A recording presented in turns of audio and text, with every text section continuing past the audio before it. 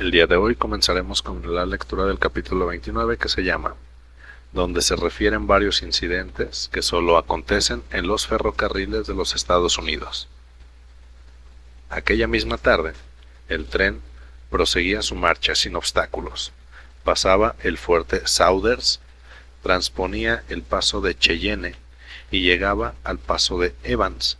En este sitio alcanzaba el ferrocarril el punto más alto del trayecto, 8.091 pies sobre el nivel del océano.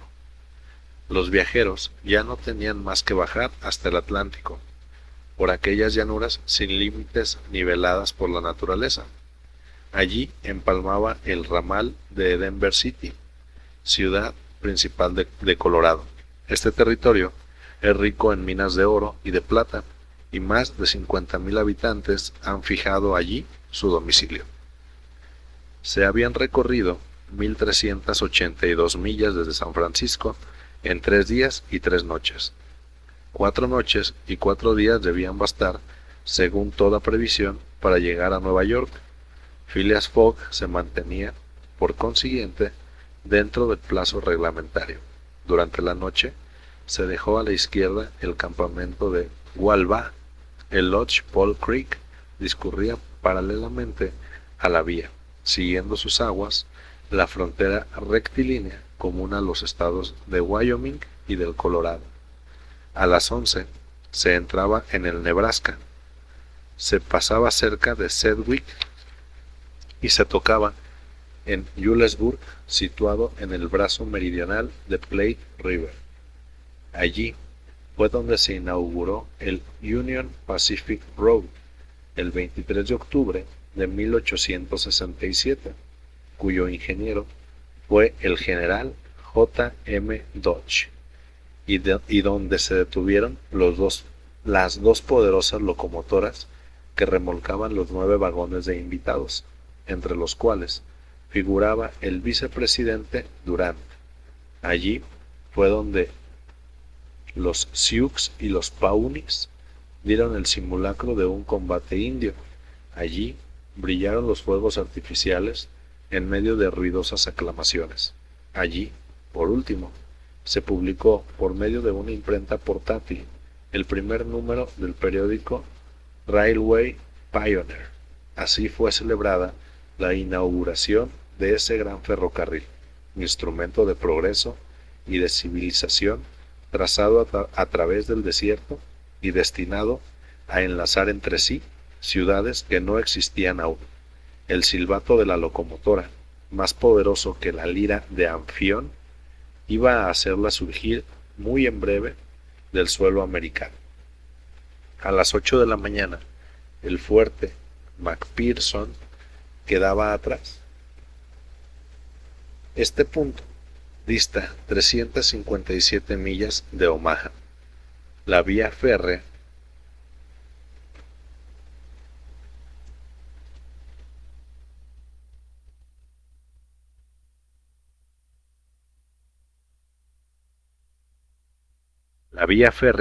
seguía por la izquierda las caprichosas sinuosidades del brazo meridional del Platte River.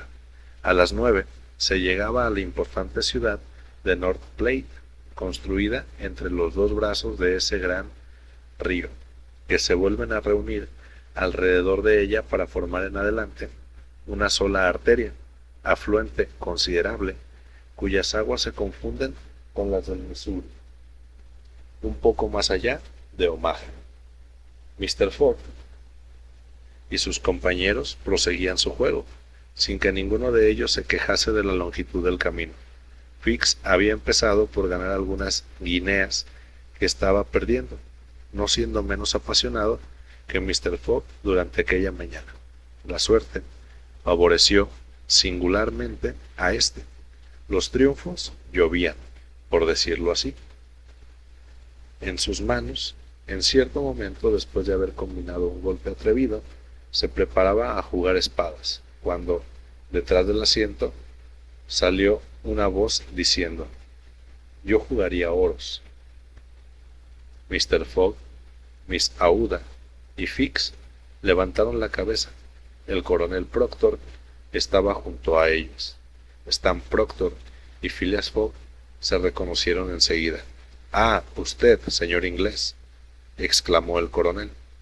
«¿Usted quiere jugar espadas?» «Y las juego», respondió con frialdad Phileas Fogg, echando un 10 de ese palo.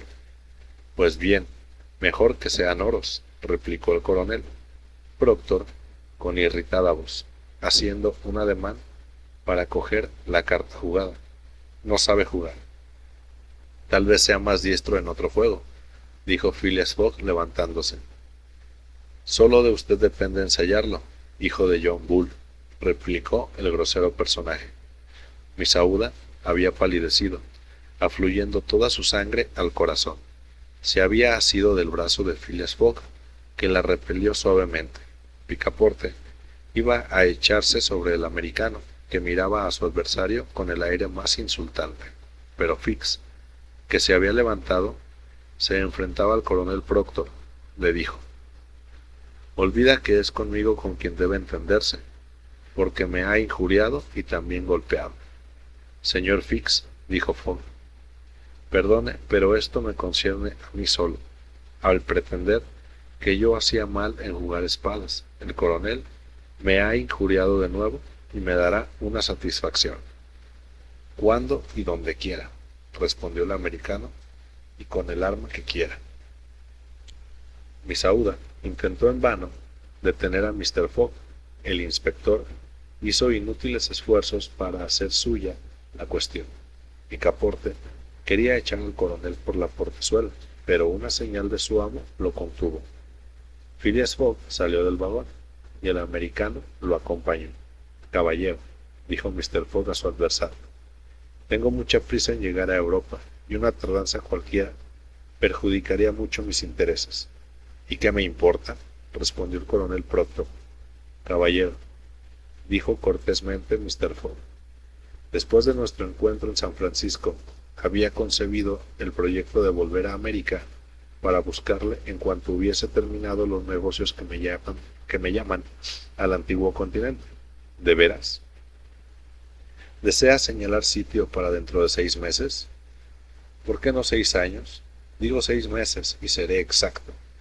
Esas no son más que pamplinas, o al instante o nunca». «De acuerdo». «¿Va a Nueva York?» «No». «¿A Chicago?» «No». «¿A Omaha?» «Le importa poco. ¿Conoce Plum Creek?» «No». Es la estación inmediata, y allí llegará el tren dentro de 1 hora. Se detendrá 10 minutos, durante los cuales se pueden disparar algunos tiros». «De acuerdo». «Bajaré en la estación de Plum Creek y creo que allí se quedará», añadió el americano con sin igual insolencia.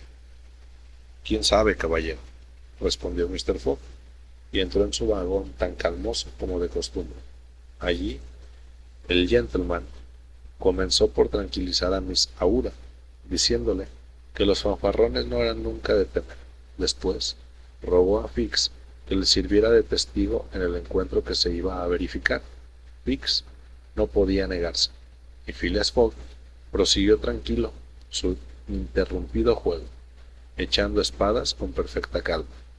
A las 11, el silbato de la locomotora anunció la aproximación de la estación de Plum Creek. Mr. Fogg se levantó y, seguido de Fix, salió a la plataforma. Picaporte le acompañaba llevando un par de revólveres. Miss Aouda se había quedado en el vagón, pálida como una muerta. En aquel momento se abrió la puerta del otro vagón y el coronel Proctor apareció seguido de su testigo, un yanqui de su temple. Pero en el momento en que los dos adversarios iban a bajar a la vía, el revisor acudió gritando: «No se baja, señores». «¿Y por qué?», preguntó el coronel. «Llevamos 20 minutos de atraso y el tren no se detiene».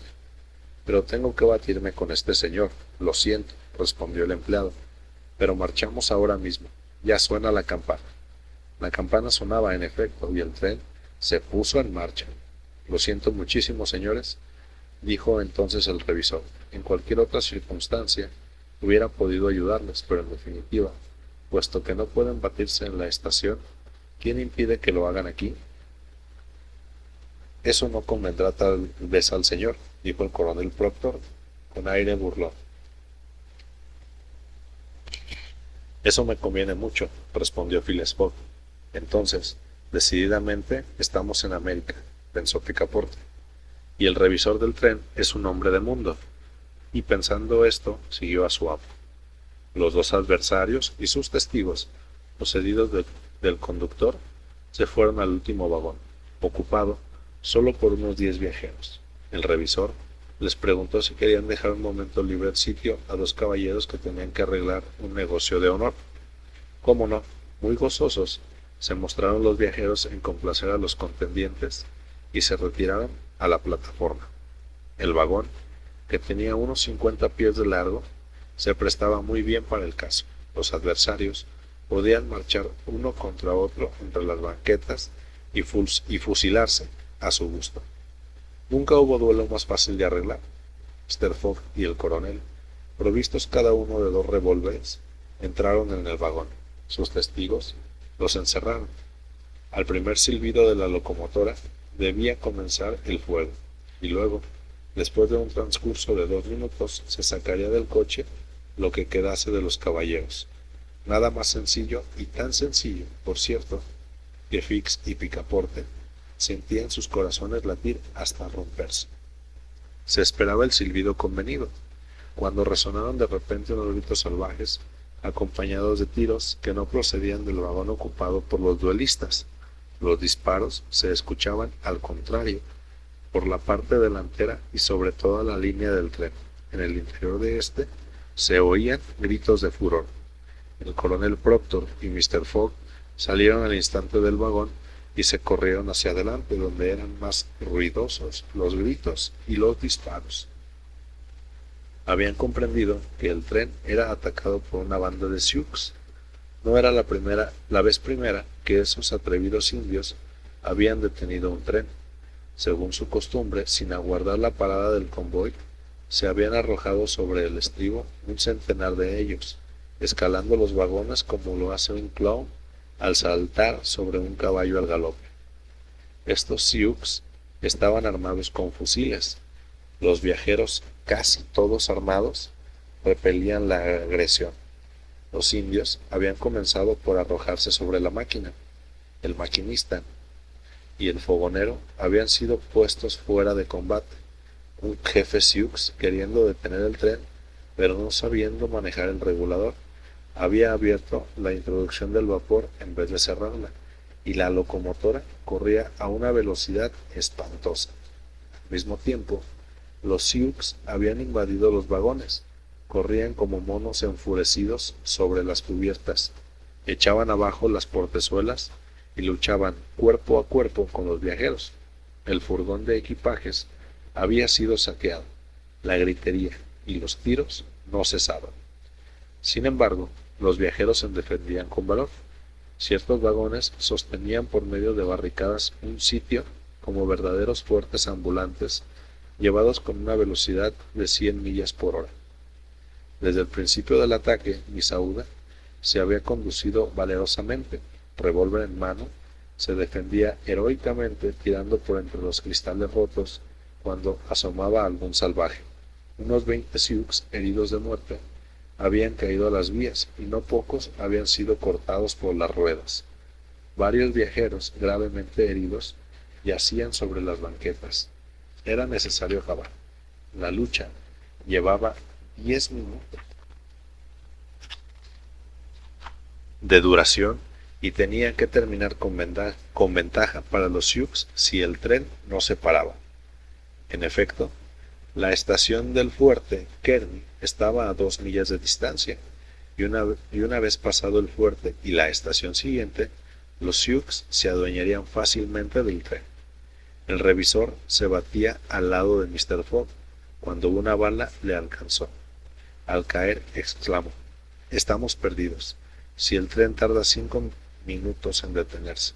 «Se detendrá», dijo Phileas Fogg, que quiso echarse fuera del vagón. «Quieto, señor», le gritó Picaporte. «Yo me encargo». Phileas Fogg no tuvo tiempo de detener al animoso muchacho, que abriendo una portezuela consiguió deslizarse debajo del vagón, y entonces, mientras la lucha continuaba y las balas se cruzaban por encima de su cabeza, recobrando su agilidad y flexibilidad de clown, arrastrándose, colgando por debajo de los coches y agarrándose ora a las cadenas, ora a las palancas de freno, pasando de uno a otro vagón con maravillosa destreza, llegó a la parte delantera del tren sin ser visto. Allí, colgado por una mano entre el furgón de los equipajes y el tender, desenganchó con la otra las cadenas de seguridad, pero a consecuencia de la tracción no hubiera conseguido desenroscar la barra de enganche si un sacudimiento que la máquina experimentó no le hubiera hecho saltar, de modo que el tren, desprendido, se fue quedando atrás mientras la locomotora huía a tremenda velocidad. Llevado por la fuerza adquirida, el tren corrió aún durante algunos minutos, pero los frenos se manejaron bien y el convoy se detuvo al fin a menos de 100 pasos de la estación de Kearney. Allí, los soldados del fuerte, atraídos por los disparos, acudieron apresuradamente. Los Sioux no habían esperado esto, y antes de pararse completamente el tren, toda la banda había desaparecido. Pero en el andén de la estación se descubrió que faltaban algunos viajeros, y entre otros el valiente francés, cuyo denuedo acababa de salvar a la mayoría.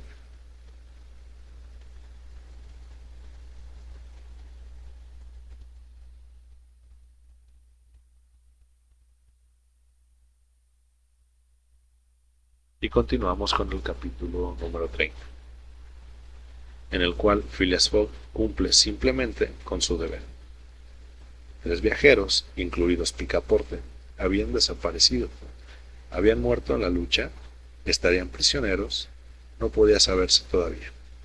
Los heridos eran bastante numerosos, pero ninguno lo estaba mortalmente. Uno de los más graves era el coronel Proctor, que se había batido valerosamente, recibiendo un balazo en la ingle. Fue trasladado a la estación con otros viajeros que reclamaban cuidados inmediatos. Miss Aouda estaba a salvo. Phileas Fogg, que no había sido de los menos ardientes en la lucha, salió sin un rasguño. Fix estaba herido en el brazo, pero levemente. Pero Picaporte faltaba, y los ojos de la joven Aouda vertían abundantes lágrimas. Todos los viajeros habían abandonado el tren. Las ruedas de los vagones estaban manchadas de sangre. De los cubos y de los ejes colgaban informes despojos de carne.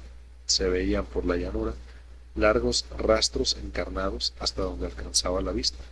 Los últimos indios desaparecían entonces por el sur, hacia el río Republicano. Mr. Fogg permanecía quieto y cruzado de brazos. Tenía que adoptar una grave resolución. Miss Aouda le miraba sin pronunciar palabra. ¿Comprendió él? Esta mirada. Si su criado estaba prisionero, ¿no debía intentarlo todo para librarlo de los indios? Lo encontraré vivo o muerto, dijo sencillamente a Miss Aouda. Ah, Mr. Fogg, exclamó la joven, haciendo las manos de su compañero y bañándolas en lágrimas.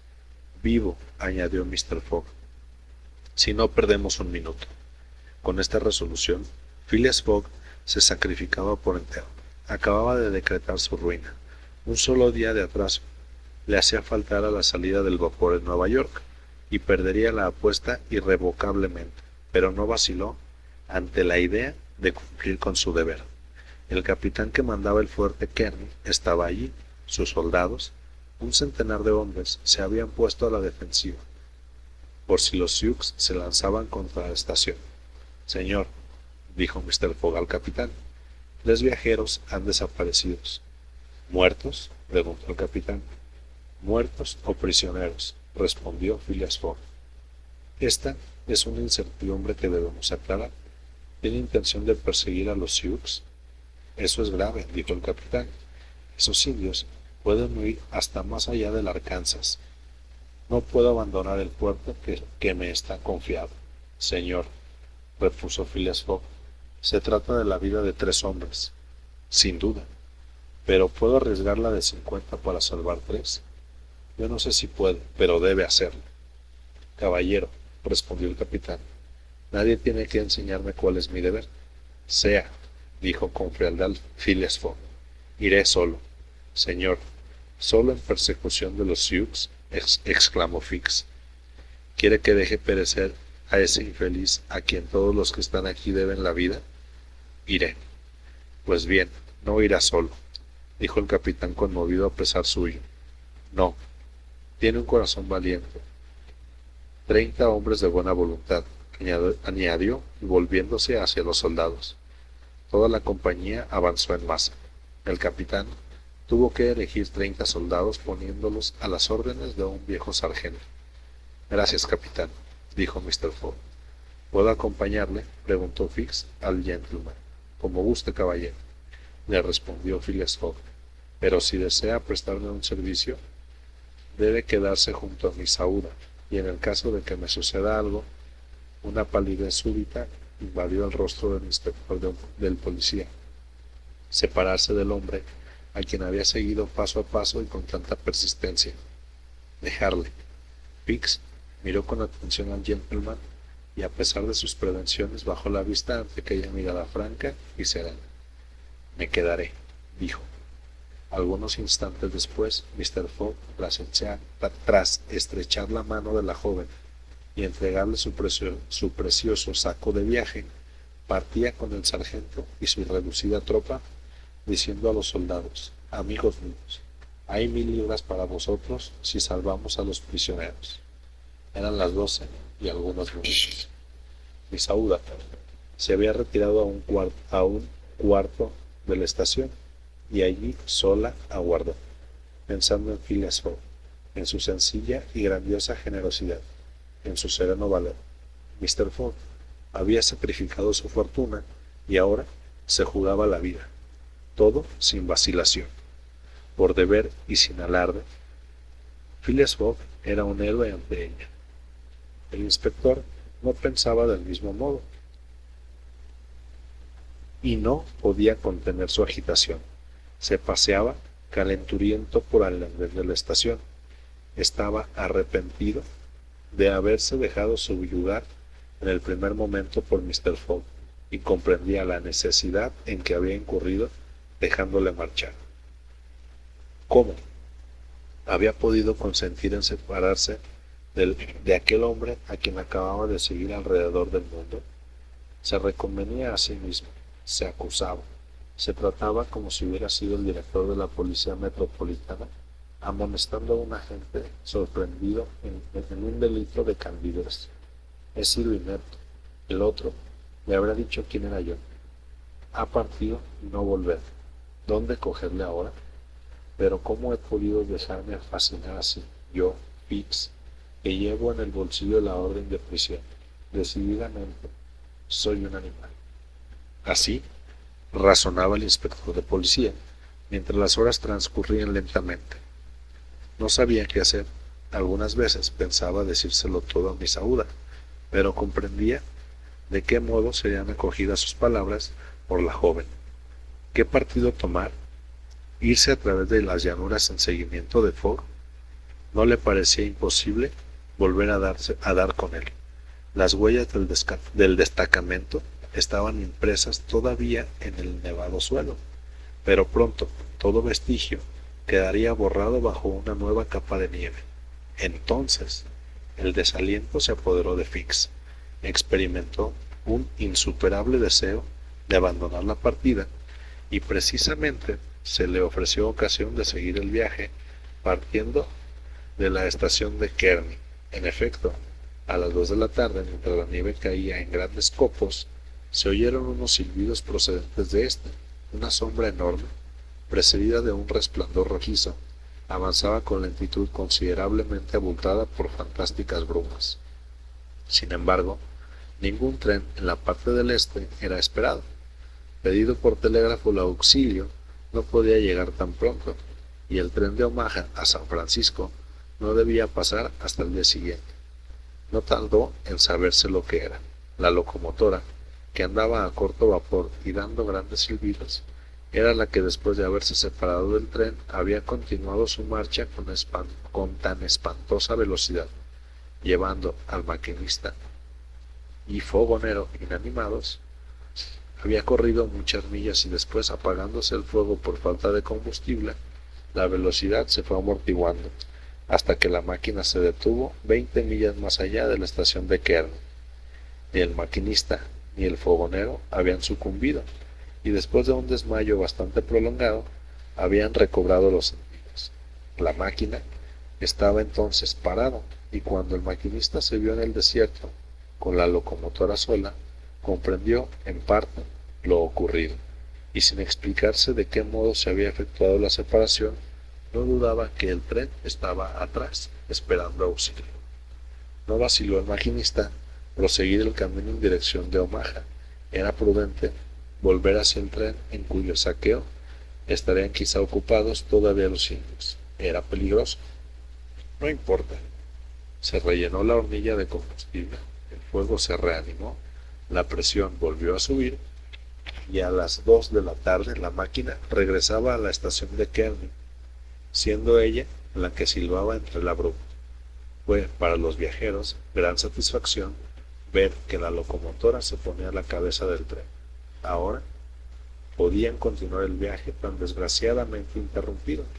Al llegar la máquina, Misauda preguntó al conductor: ¿Va a marchar? Al momento, señor. Pero esos prisioneros, nuestros desventurados compañeros. No puedo interrumpir el servicio, respondió el conductor. Ya llevamos 3 horas de atraso. ¿Y cuándo pasará el otro tren procedente de San Francisco? Mañana por la tarde, señor. Mañana por la tarde. Pero será tarde. Es preciso aguardar. Imposible. Si quiere partir, al coche. No mire, respondió la joven. Fix había oído la conversación.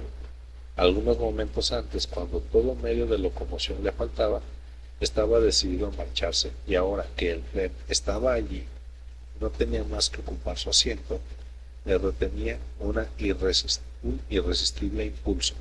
El andén le quemaba los pies, pero no podía desprenderse de allí.